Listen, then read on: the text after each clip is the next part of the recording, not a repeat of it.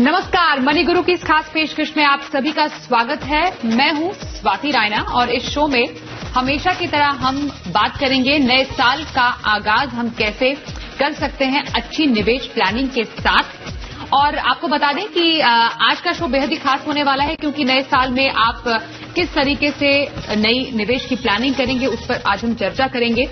और 2022 के आउटलुक या 2022 में निवेश के कैसे अवसर आपके सामने आ सकते हैं उसकी हम चर्चा करेंगे। और साथ ही 22 दमदार फंड यानी 2022 के 22 दमदार फंड आज हम आपको बताने वाले हैं। हमारे साथ जो गेस्ट मौजूद हैं उनका परिचय करा दें। वाइज इन्वेस्ट प्राइवेट लिमिटेड के सीईओ हेमंत रुस्तगी का स्वागत करते हैं शो में और क्रेडेंस वेल्थ एडवाइजर्स के सीईओ कीर्तन शाह का भी स्वागत करते हैं आज के इस शो में। और इन दोनों से ही हम समझेंगे कि साल 2022 में उन्हें क्या लगता है कि निवेश के लिए किस तरीके के अवसर निवेशकों के लिए और निवेशकों के पास होने चाहिए। इसी से हम आज के शो की शुरुआत करेंगे और सबसे पहले हेमंत जी आपके पास हम आएंगे। नया साल मालूम ही नहीं चला इनफैक्ट कि साल 2021 कैसे निकल गया इस लिहाज से, क्योंकि ज्यादातर समय हम अपने निवेश की प्लानिंग के साथ साथ पैंडेमिक में भी घिरे रहे, लेकिन उम्मीद करते हैं कि नया साल उम्मीदों भरा साल रहे और अच्छे निवेश के साथ हम आगे बढ़े, अपने निवेश को आगे बढ़ाते रहें। इसलिए सबसे पहले मैं आपसे समझना चाहती हूं कि साल 2022 में किसी को अपने निवेश को लेकर अगर प्लानिंग करनी है तो किन बातों का इस वक्त ख्याल रखने की जरूरत है? स्वाति आपने बिल्कुल ठीक कहा। अगर हम पिछले साल करंट ईयर की बात करें तो कैसे निकल गया पता नहीं चला, बहुत ही चैलेंजिंग भी था, कुछ अच्छी चीजें भी हुई। देखिए, जब हम नए साल की बात करते हैं तो उसका कुछ ऐसा सिग्निफिकेंस नहीं है कि इन्वेस्टमेंट पॉइंट ऑफ व्यू से आपको कुछ करना ही है। होता क्या है कि एक सबसे इंपॉर्टेंट चीज है आपके इन्वेस्टमेंट प्रोसेस में डिसिप्लिन। तो कुछ चीजें आपको जो बहुत regularly at least on annual basis करनी होती हैं।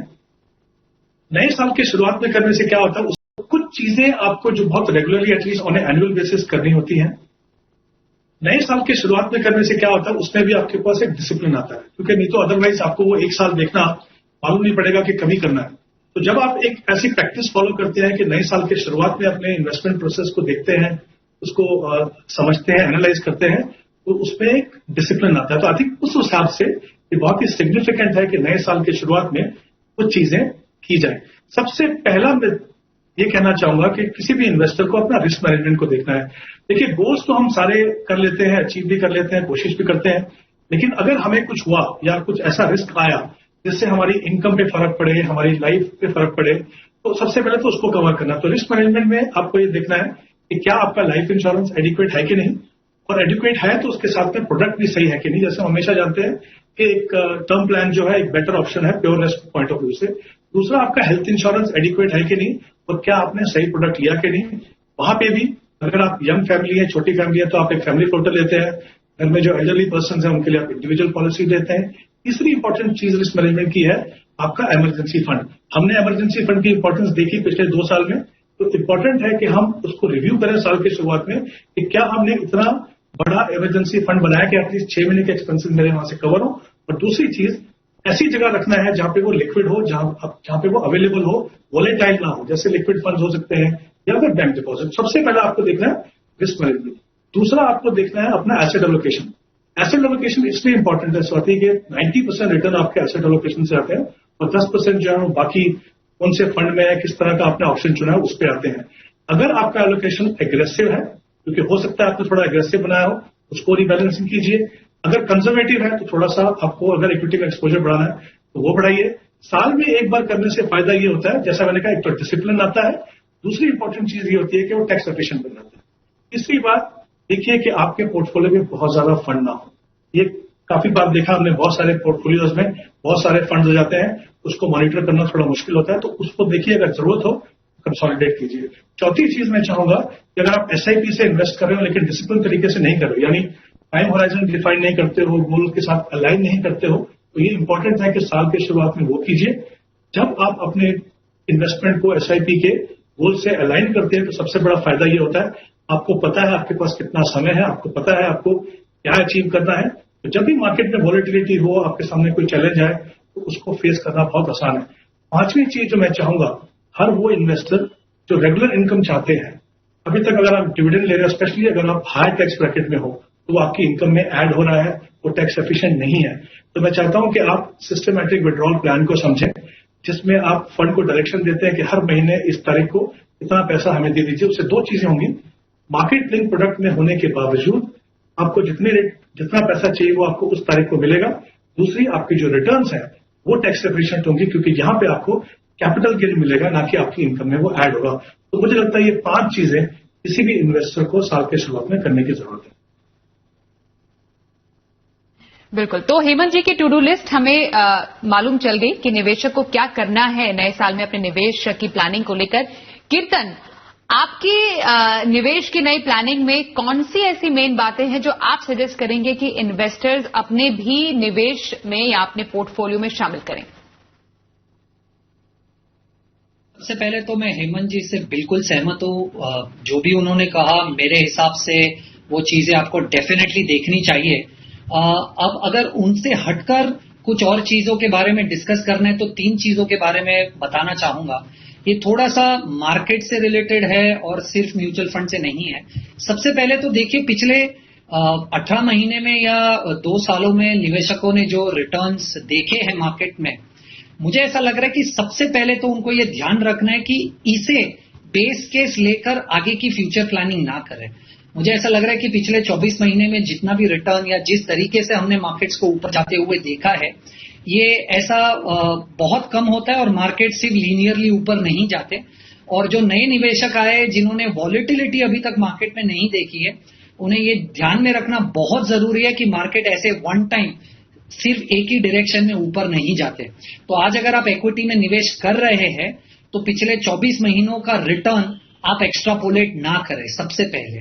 दूसरी चीज हमने ये देखी है कि हो ये रहा है पिछले स्पेसिफिकली 18 महीने में या 2 सालों में कि बहुत सारे निवेशक जो मार्केट में नए हैं, उनको एक फोमो सा हो गया है कि स्टॉक्स ऊपर जा रहे, क्रिप्टोज ऊपर जा रहे, आईपीओज ऊपर जा रहे, तो चलो मैं पैसा लगा देता हूं। मुझे ऐसा लग रहा है कि आप अगर एक निवेशक है जो काफी नए हैं मार्केट में, तो डायरेक्ट इक्विटी इन्वेस्टमेंट से ज्यादा, अगर आपको नहीं पता कि स्टॉक्स कब खरीदने चाहिए, कब बेचने चाहिए, तो डायरेक्ट इक्विटी इन्वेस्टमेंट से ज्यादा म्यूचुअल फंड पे फोकस करें। अगर आप, जैसे हेमंत जी ने कहा, अगर आप नया पैसा निवेश करना चाहते हैं मार्केट में, अगर आपको नहीं पता कि स्टॉक्स कैसे सिलेक्ट करते, कब खरीदते, कब बेचते, तो एक म्यूचुअल फंड के द्वारा निवेश कीजिए, एसआईपी कीजिए। और फोमो में आकर ना प्री आईपीओ में, ना क्रिप्टोज में, या ना डायरेक्ट इक्विटी में पैसा निवेश कीजिए अगर आपको नहीं पता आप कहां निवेश कर रहे हैं। तो जो हेमंत जी ने कहा उसके ऊपर ये 2 सलाह मेरी डेफिनेटली निवेशकों के लिए होगी। ओके, दर्शकों की थोड़ी सी समझ के लिए, कीर्तन फोमो कह रहे थे कि जो निवेशक है उनको फोमो का डर था। FOMO means fear of missing out. आपको लगता है कि आप शायद कुछ मिस कर रहे हैं, और ऐसा इन्वेस्टमेंट में बहुत ज्यादा होता है। तो नए जमाने के अब्रिविएशंस हैं, नए जमाने के साथ आगे बढ़ना पड़ता है। तो यस, फोमो, इसकी बहुत बड़ी चिंता निवेशकों को रही है। अब हेमंत जी, आपसे अब मैं सीधे पॉइंट पे आऊंगी और समझूंगी, अब जब हम कैटेगरीज की बात कर रहे हैं, हम म्यूचुअल फंड्स की बात कर रहे हैं, निवेश की बात करें, इक्विटी की बात कर रहे हैं, तो कौन सी कैटेगरी आपको लगता है 2022 में निवेशकों को अपने पोर्टफोलियो में शामिल करनी चाहिए? एक एक करके बात करेंगे, जिससे मैं फिर आपसे बात करूं और कीर्तन के पास भी जाऊं और उनसे उनकी भी पसंद समझूं। तो पहली पसंद की कैटेगरी आपकी कौन सी होगी? देखिए स्वाति, सबसे इंपॉर्टेंट जब हम इक्विटी की बात करते हैं, इक्विटी में 3 सेगमेंट है, large cap, mid cap, small cap. हमें यह समझने की जरूरत है कि equity by itself aggressive asset class है, तो आपको अपना पोर्टफोलियो ऐसे बनाना है कि वो बहुत ज्यादा एग्रेसिव ना हो। अगर आप स्पेशली अगर आप एक ऐसे निवेशक है जो लॉन्ग टर्म के लिए इन्वेस्ट कर रहे हैं, बहुत ही ज्यादा एक्टिव इन्वेस्टर नहीं है, तो आपको उस इन्वेस्टमेंट ऑप्शन में जाना है जहां पे फंड मैनेजर के पास फ्लेक्सिबिलिटी हो कि वो आपके लिए ना सिर्फ एलोकेशन कर सके कि कितना पैसा large cap, mid cap, small cap में जाएगा, समय रहते हुए जब भी उनको जरूरत पड़े तो वो उसके अंदर चेंजेस भी कर सकें और टैक्स एफिशिएंट तरीके से हो, क्योंकि वो चेंजेस वो कर रहे हैं, आप नहीं कर रहे हैं, तो आपको कोई टैक्स नहीं देना है। तो सबसे पहली कैटेगरी मैं चाहूंगा इन्वेस्टर्स देखें, वो है फ्लेक्सी कैप कैटेगरी। जैसा कि नाम से पता चलता है, यहाँ पे फ्लेक्सिबिलिटी है फंड मैनेजर के पास। एक ही कंडीशन उनको पूरी करनी है कि 65% पैसा जो है वो इक्विटी में होना चाहिए मिनिमम। उसके अलावा कितना पैसा लार्ज कैप, मिड कैप और कितना स्मॉल में जाएगा, उनकी फिलॉसफी, इन्वेस्टमेंट स्ट्रेटेजी के ऊपर डिपेंड करता है। तो मुझे लगता है ये स्ट्रेटेजी इसलिए इंपॉर्टेंट है क्योंकि 2022 में हालांकि मुझे लगता है कि equity still be best performing asset class, लेकिन वॉलेटिलिटी होगी, चैलेंजेस आएंगे, तो ये बहुत जरूरी है कि वो फ्लेक्सिबिलिटी आप अपने फंड मैनेजर को दें। इसमें 2 फंड्स मैं रिकमेंड कर रहा हूं यहाँ पे, एक यूटीआई फ्लेक्सी कैप फंड है और एक एक्सिस फ्लेक्सी कैप फंड है। दोनों ही जो फंड्स हैं वो क्वालिटी स्टॉक्स के ऊपर रिलाई करते हैं, कोशिश करते हैं कि रिस्क एडजस्टेड रिटर्न हो। तो अगर आप देखें इन टर्म्स ऑफ डाइवर्सिफिकेशन, दोनों में करीब 58-59 के करीब स्टॉक्स हैं। अगर मैं large cap, mid cap, small cap की बात करूं तो यूटीआई फ्लेक्सी कैप में 54% लार्ज कैप है, 32% मिड कैप और 12% स्मॉल कैप है।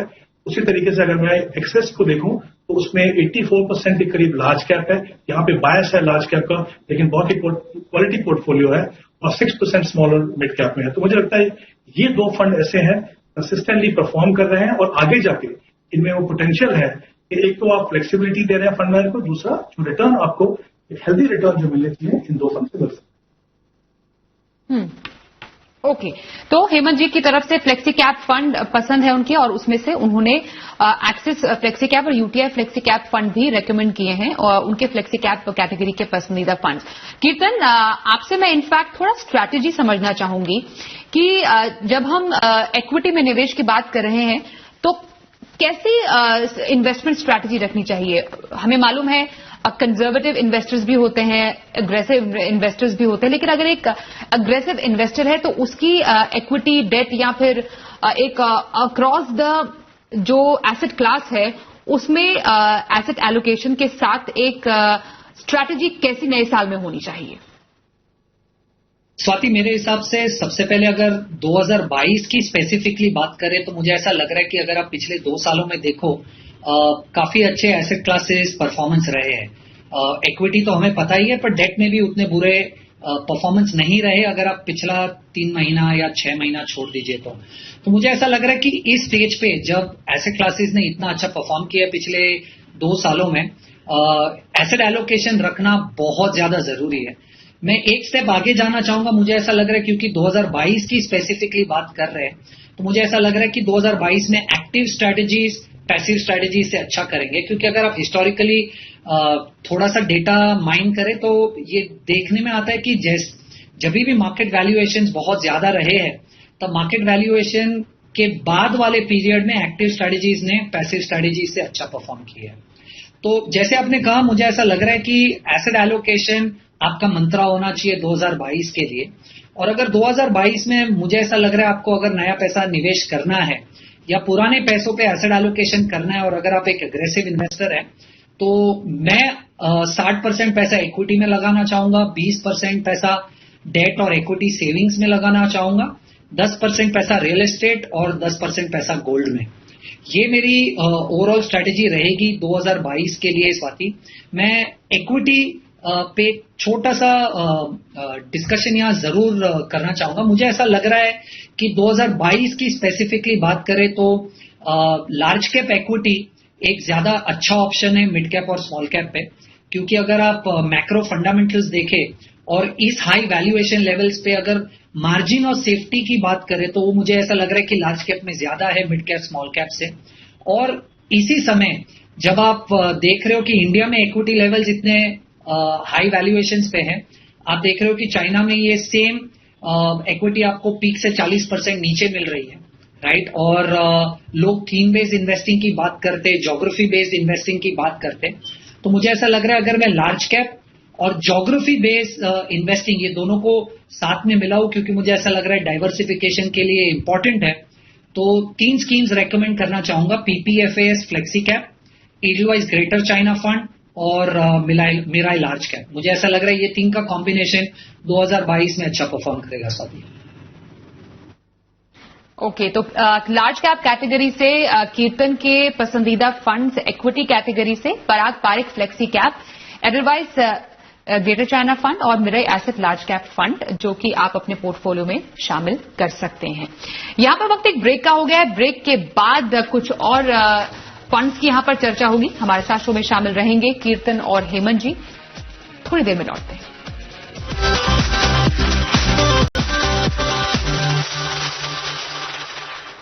2022 के 22 दमदार फंड। बात करें हेमंत रुस्तगी और कीर्तन शाह से। चलिए थोड़ा सा हम रैपिड फायर स्टाइल में आगे बढ़ेंगे और हेमंत जी आपके पास आएंगे। अगली 2 कैटेगरीज कौन सी आप 2022 के लिए निवेशकों को रेकमेंड करने वाले हैं और उनसे जुड़े हुए फंड्स कौन से? अभी देखिए, यहाँ पे 2 कैटेगरी का सवाल है। पहली मेरी जो कैटेगरी जो मैं रिकमेंड करूंगा वो large and mid cap funds हैं। 2 कारण है उसके। एक तो जैसे मैंने कहा कि फ्लेक्सिबिलिटी चाहिए, दूसरा दोनों जो सेगमेंट है उनका बहुत इंपॉर्टेंट रोल है आपके पोर्टफोलियो में। हालांकि आप शुरुआत 2022 में कर रहे हैं, लेकिन आप लंबे समय के लिए इन्वेस्ट कर रहे हो और इन फंड्स में मिनिमम 35% दोनों सेगमेंट में होना जरूरी है और बाकी जो 30% है वो फंड मैनेजर के पास फ्रीडम है कि वो कहां पे इन्वेस्ट करें। तो इसमें 2 फंड्स मैं रिकमेंड कर रहा हूं, एक Canara Robeco emerging equity fund और दूसरा कोटक इक्विटी अपॉर्चुनिटी फंड। इन दोनों के अंदर अगेन स्टॉक स्पेसिफिक स्ट्रेटेजी है, क्योंकि जब आप मिड कैप में इन्वेस्ट करते हो तो स्टॉक पिकिंग बहुत इंपॉर्टेंट है। दूसरी बात, हाई कन्विक्शन आइडियाज हैं उनके ऊपर इनका फोकस है। इन दोनों फंड्स के अंदर मिड कैप में एक्सपोजर जो है करीब 30% है और 55 to 60% जो पैसा है वो लार्ज कैप में लगा। तो दोनों के दोनों फंड मुझे लगता है काफी हाई क्वालिटी फंड है और आपके किसी भी कोर पोर्टफोलियो का हिस्सा हो सकते हैं। दूसरी कैटेगरी जो मैं बोल रहा हूं वो उन फंड्स की है इनमें investment domestic as well as international equities में इन्वेस्ट होता है। हालांकि ये एक डिफाइंड कैटेगरी नहीं है सेबी के डेफिनेशन के हिसाब से, बट फॉर्चुनेटली ऐसे कुछ फंड्स हैं मार्केट में इनका फोकस जो है वो डोमेस्टिक इक्विटी में, करीब 65% पैसा डोमेस्टिक इक्विटी में जाता है, बाकी 25 से 30% पैसा जो है वो इंटरनेशनल मार्केट में जाता है। तो इसलिए जरूरी है, जैसे हमने अभी भी बात की, कि डाइवर्सिफिकेशन पॉइंट ऑफ व्यू से बहुत जरूरी है कि आप ज्योग्राफिकल डाइवर्सिफिकेशन को देखें, तो आपका पैसा जो है वो इंटरनेशनल मार्केट्स में भी हो। एज एन इन्वेस्टर अलग अलग इन्वेस्ट करना थोड़ा सा कॉम्प्लिकेटेड हो सकता है, तो आप अगर ऐसे फंड को देखें जहां पे आपको दोनों में इन्वेस्ट करने की अपॉर्चुनिटी मिले तो मुझे लगता है वो काफी अच्छा। और अच्छी बात यह है क्योंकि इनमें पैसा 65% डोमेस्टिक इक्विटी में जाता है, तो जो टैक्सेशन है वो इक्विटी फंड्स के आपको यहाँ पे मिल जाते हैं। इसमें 3 फंड मैं रिकमेंड करना चाहूंगा।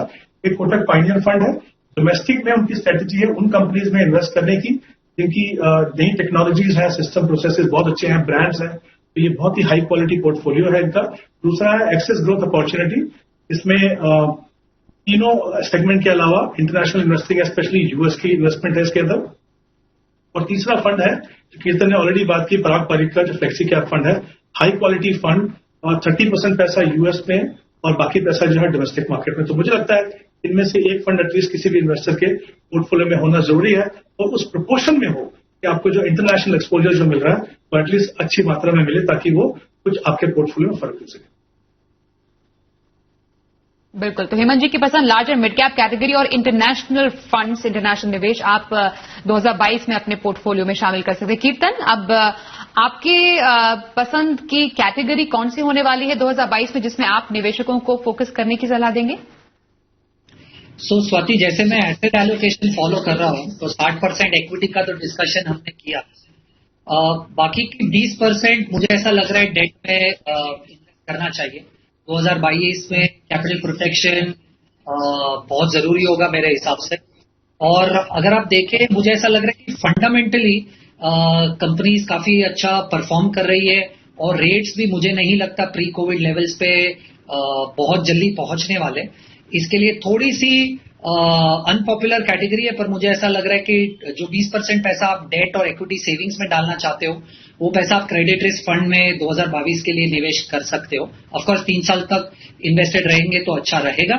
मुझे ऐसा लग रहा है ICICI pru credit risk fund और एबीएसएल क्रेडिट रिस्क फंड और इक्विटी सेविंग्स में कोटक इक्विटी सेविंग्स, ये तीनों का कॉम्बिनेशन मिलाकर जो आप 20% पैसा डेट और इक्विटी सेविंग्स में डालना चाहते हो वो मेरे हिसाब से ये एक अच्छी कैटेगरी है। और जो बाकी का 10% पैसा हमने कहा हम रियल एस्टेट में रखेंगे, वो मुझे ऐसा लग रहा है कि रियल एस्टेट में सबसे बेस्ट एक्सपोजर लेने के लिए रीट्स है।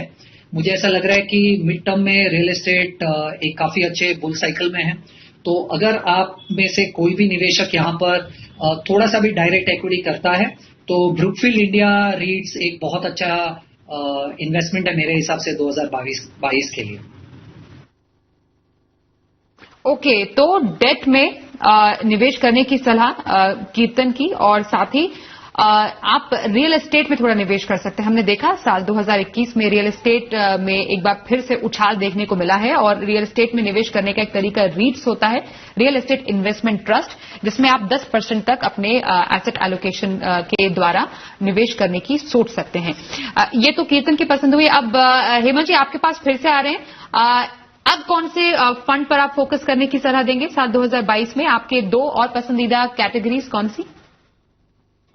देखिए, ये तो दो कैटेगरी है। एक कैटेगरी तो इक्विटी की है और उसका मैं कारण बताता हूं कि क्यों मुझे लगता है, स्पेशली क्योंकि मैं फोकस कर रहा हूं कि अगर आप अपना इक्विटी पोर्टफोलियो बना रहे हो तो आपको किस कैटेगरीज पे देखना चाहिए। और दूसरी जो है वो एक हाइब्रिड कैटेगरी है।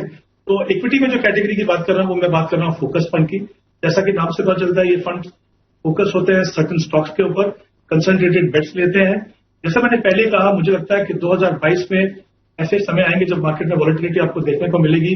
हो सकता है ब्रॉडर मार्केट में आपको ऐसा फेज मिले जहां पे रिटर्न आपको बहुत अच्छा देखने को नहीं मिले कुछ समय पे, लेकिन स्टॉक स्पेसिफिक जो स्ट्रेटेजीज हैं मुझे लगता है वो अच्छा परफॉर्म करने की उम्मीद है उसके अंदर।